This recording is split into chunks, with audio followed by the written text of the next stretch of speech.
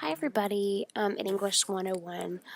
This video will be focusing on how to find and evaluate sources for the annotated bibliography, and I want to take just a second and talk about that assignment really quick.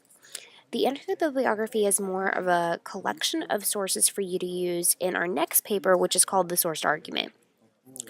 The sourced argument will be asking you to write a persuasive essay based on the same topic and using the same sources that you find for the annotated bibliography. Think of the annotated bibliography as one really long pre-writing activity. First, you're going to find 5 sources relevant to your topic. Then you'll be writing a brief summary of the main points of each of those sources and a paragraph about why the source is credible and relevant to your research. Last, you'll compose a works cited entry for that source, which we'll be working on next week, so don't worry so much about that right now. If you want to see an example one of these, it is within Module 3 of our Blackboard course, so you can see that, and I think that really helps explain it and get a better visual on it overall. So hopefully between that and this video, you'll get a pretty good understanding of how to start finding some sources. So let's get started. Okay, we've seen that. We can move on there. Okay, lesson objectives. These are the 3 things this video is going to cover. First, you're going to understand what the difference is between popular and scholarly sources. Then we're going to have the CRAP test for evaluating sources. This just kind of gives you a list of criteria to think of for when evaluating sources. And then discover some resources for finding sources. Okay. First of all, popular sources are some of the more common news sources that you've read. You've probably seen these before. Print publications like Newsweek and Time, local newspapers like if you're in Springfield, it's the News Leader, or elsewhere, I'm sure you have your own local publications there. Also online publications like CNN.com, MSNBC.com, some blogs. I've listed the Huffington Post here. The Huffington Post will work, the Drudge Report, that will work as well.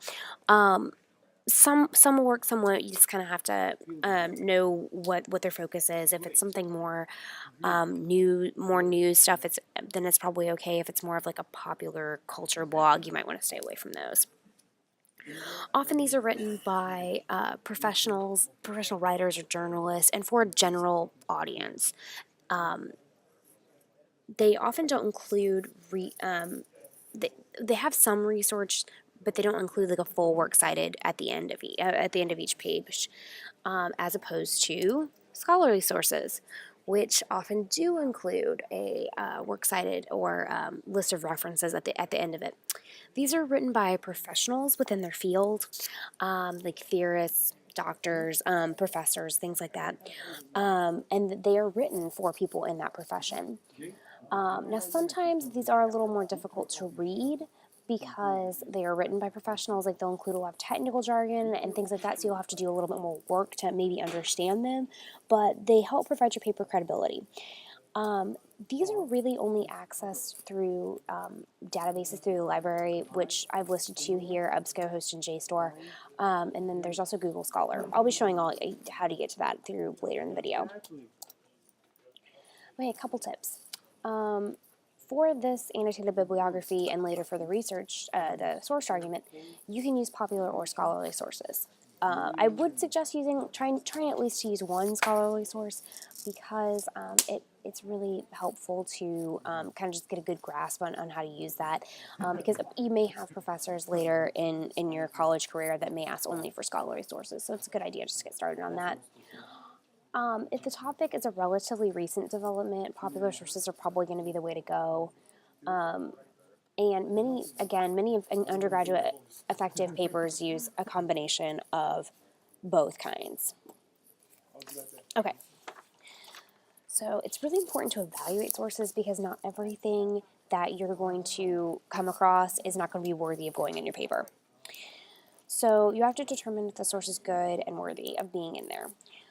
It also helps add to the credibility of your own paper and add to your credibility as a writer.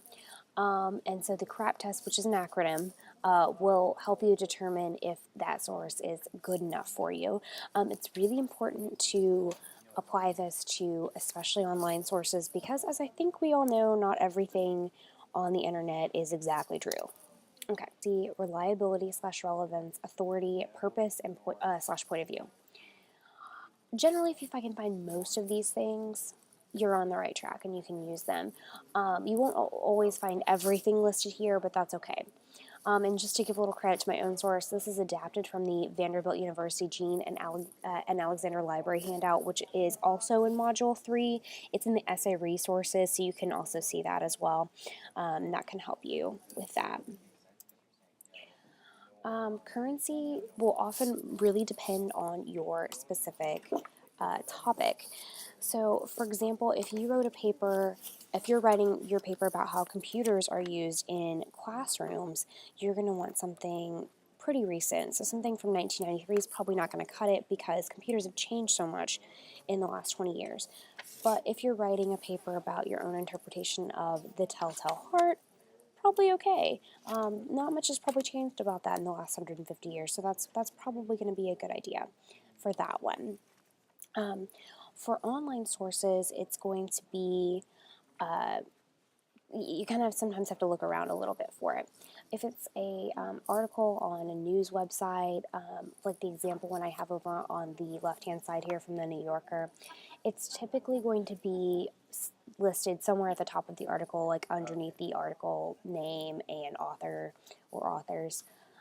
If it's a website, especially like a .gov or a .edu or anything like that, it's going to typically be down somewhere at the bottom, and it'll say a last updated date, so that'll be the date you'll need to look for there. On to the next here, relevance and reliability. Not everything that you read you're going to use for this paper, and that's totally fine. Sometimes you'll also have to get a little bit slightly related to your topic. Kind of keep that in mind as you're reading. Think about if you are trying to write a paper about the public bus system here in the city of Springfield. You might find a source detailing the numbers of bicyclers in the city of Springfield, and while it is an alternative mode of transportation to automobiles, it doesn't really add much to your argument. It might be handy to write down your topic on like a Post-it card or a note and keep it somewhere near your computer. So that way, if you are wandering too far off with your research, you can look at that, kind of be reminded, and know where you need to get back. It can be really easy just to kind of click stuff and click around and end up somewhere completely different. Another thing to look at is reliability. Think about, does the author include outside resources? Now, again, they won't always give you a full works cited citation at the end, and that's okay. As long as they mention other sources within the body, if it's a popular source, that's generally a good sign. If there's nothing in there that's outside of the own author's opinion, that might be something you want to take a look at, because not everybody's going to be a reliable source for those kinds of things. Authority. Who wrote this source, and why is this person capable of writing about it? Things that you want to look at. Obviously, who wrote this source? What are his or her credentials? What else have they published? What else have they written? What institution did he or she attend? That's something that you can look at. A lot of times you can also find, if you click on the author's name on online sources, you can find other things that they've published. Sometimes you'll even find a really brief biography. A lot of times it will tell what degree they hold from an institution. And that can kind of give you some idea of whether they're an expert or not.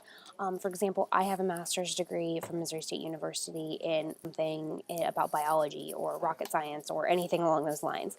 I can tell you a whole lot about writing papers, but I can't tell you a lot about anything like that. Just a quick little side note here. I think I mentioned this earlier, but academic authors tend to have a little bit more dense language within their writing. And if you look over here at this Calvin and Hobbes comic stripped over on the left, you can see Calvin's title there, and it has a lot of jargon in there. Again, you might have to do a little research to read your research, but that's kind of how it goes sometimes. These are written for specific professionals within a discourse community, so you have to kind of maybe look up words as it may be. I still have to do that on occasion, so don't feel like getting on stuff. Okay, let's move on. Okay, let's kind of talk about purpose and point of view for just a second here. Be sure to always try to figure out what's the purpose of this assignment. What was it, or what's the purpose of this piece of writing? Sometimes there will be stuff on the internet that's also mostly persuasive or informative. There's also stuff out there to try to sell you stuff. So kind of think about it's why it's important to decipher that. If somebody's trying to persuade you of something, they will generally leave out or intentionally have missing information in there to try to get you on their side.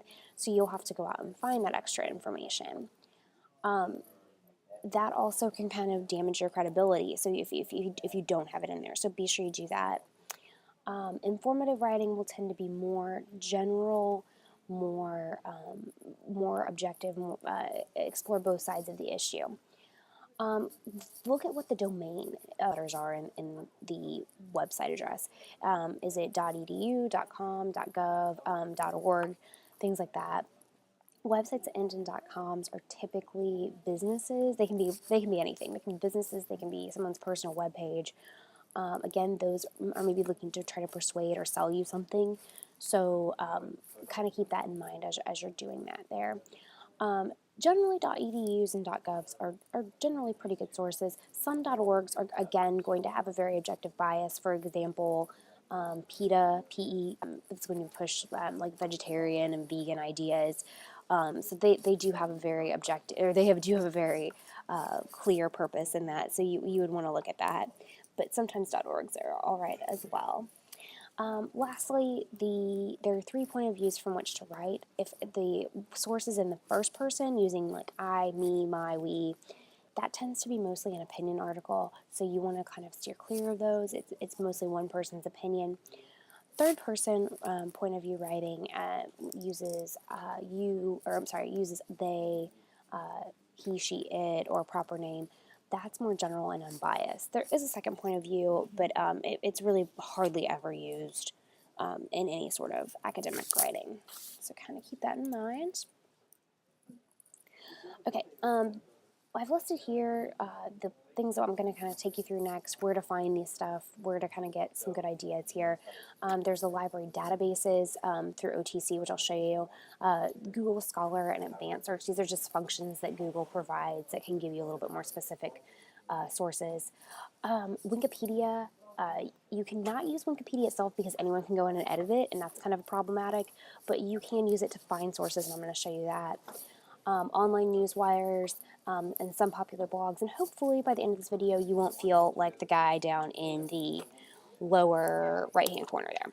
Okay, let's get out of this and go here.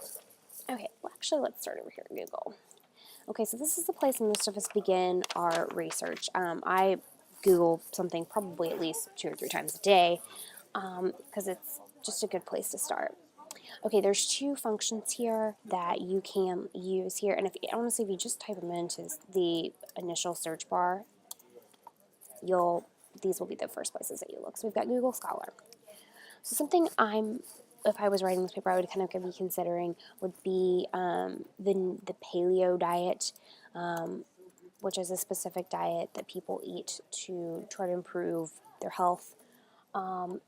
And so I just put that in here, and okay, we'll text on these because sometimes it doesn't. So you have to kind of be careful with that. So some of these, it'll give you the year here. Some of these are kind of older, 1992, 1994, 91. So let's see okay, this one's a book, and it's from a few years back, so that's not too bad. And we can get through that through Google Books. We can kind of see some of that stuff. That might be something kind of interesting that we could use. That might work. This is from Paleo Diet for Athletes. A lot of times these will come in Adobe PDFs, so you will have to have Adobe installed on your computer to read that. So that's from 2005. Okay, lots of interesting things here, and there's pages and pages of stuff that we could dig through, so that's a good idea. These are all maybe good ideas that we could look through. Okay, let's go. Okay. So we can look through these. So let's say paleo. Okay. And you can look at that stuff. You can pick that there, but we're not going to mess with any of that right now. Let's just say, let's do .govs, .orders, and .edu. So let's see what we find here. Okay, nothing came up there. Let's just change this to .edu. Let's see what we get. Okay, this is a little big still because we got paleo. All right, lots of different things here. Problems with the paleo diet, that would be something I would be looking at. This is from Wesley, that might work. Northwestern, that would be interesting as well. Meat eating, okay. Problems with the paleo diet right here, we got it. And this is published by this person, so again, we can kind of click on biological anthropologist, okay. And again, this is through Wesley, so I think that could be something that we could use. And we can kind of keep going with that, but I'll let you guys explore that a little bit more on your own. So those are two functions that you can find. Okay, let's head over here to OTC. If you go over here, oh, paleo diet, and it's actually going to search through EBSCOhost.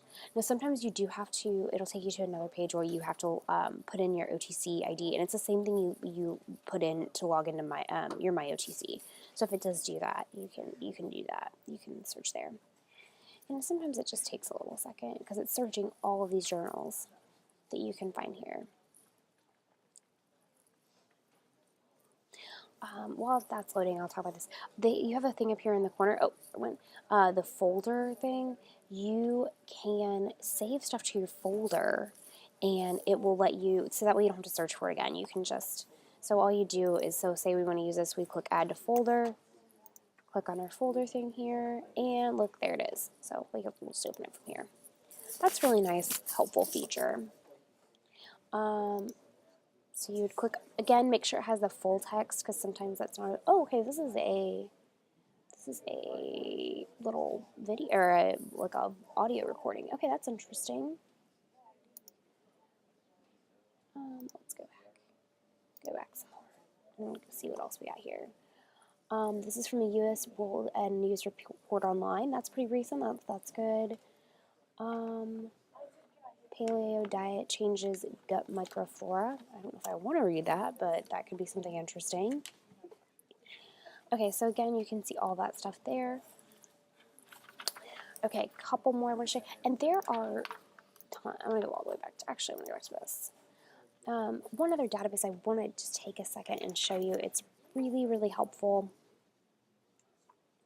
It's way down here. Oh, right here, opposing viewpoints. This is a really nice, just kind of general ideas, that kind of thing. If you're struggling with an idea right now, you might go to this one and just kind of take a look.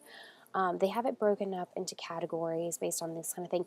And again, these are kind of big, like medical marijuana, teenage pregnancy, those kind of things. Those are really big ideas, but you can find a way to kind of focus them. But let's just pick one. Let's pick, if you hit view more, this gives you more of a general overview. This is like a really, I think it's a more effective, nice Wikipedia. So there's that. And then here's viewpoints. This is stuff from academic journals. This is news stuff that's printed.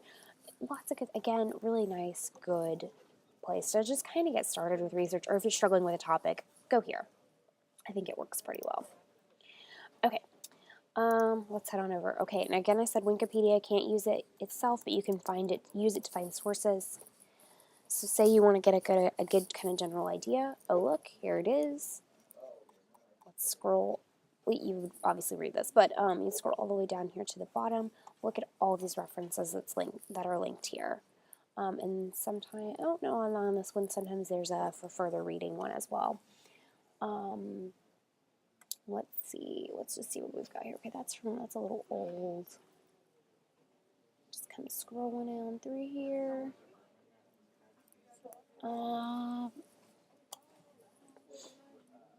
Let's see. Okay, this one's from look at. Okay, this is from use, but there's lots of links here, lots of things you can kind of click on. Oh, that's in German. We don't want that because I can't read and look at. So again, use Wikipedia. Let's go over here to see. Okay, this is from a question and answer from a reader to a doctor. Let's see what else we got on this doctor here. All right, see, this is exactly what I'm saying. Gives you a full little bio, graduate of Tufts University School of Medicine, so we know she's actually a doctor, not just some random person.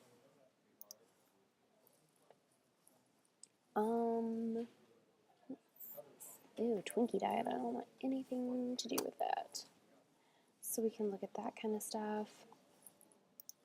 We can even open up our search here just a little bit and see what we get. See, there's all sorts of stuff here. Okay. Let's go over to the New York Times.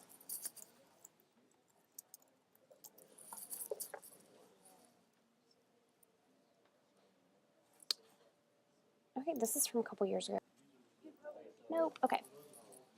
So that means we need to just take this, search Google.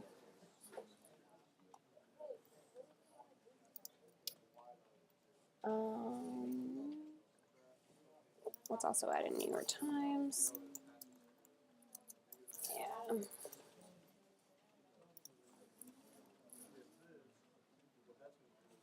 And this is an archive. So it looks like this guy's more of a professional writer because he's got a lot of different stuff here. So that's a good example there. Is it more of an expert or is it more of a like a professional writer? Okay, well those are lots of different ways that you can find sources. You can also do that same thing, not just on New York Times, but on a lot of different websites or things like that, where you could even do that on like the newsletter if you wanted to. So lots of different things that you could do there. If you have any questions about this or the assignment in general, please post them in the open forum of the discussion board, or email me. That would work too. But I will hopefully be hearing those from you. All right, I'll see you guys later. Bye.